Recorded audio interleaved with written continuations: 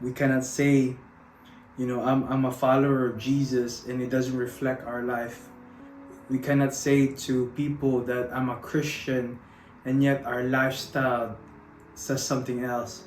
So if we say we love God, then the love of God should be shown in us. If we say that, we belong to God and God is light, so we ought to walk in the light.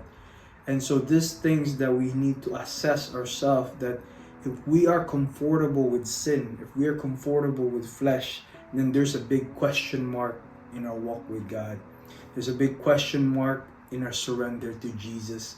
If our marriage, my marriage, doesn't reflect Christ in me, then there's a big question mark again if we go back to Ephesians 2, that husbands, love your wife as Christ loved the church.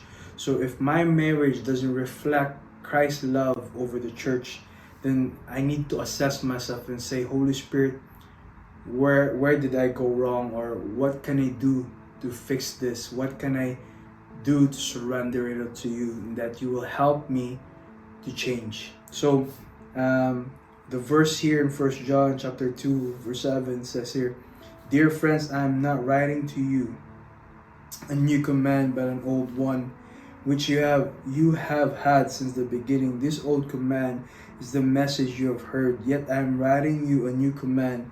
Its truth is seen in him and in you, because darkness is passing and the true light is already shining. Anyone who claims to be in the light but hates a brother or sister is still in the darkness.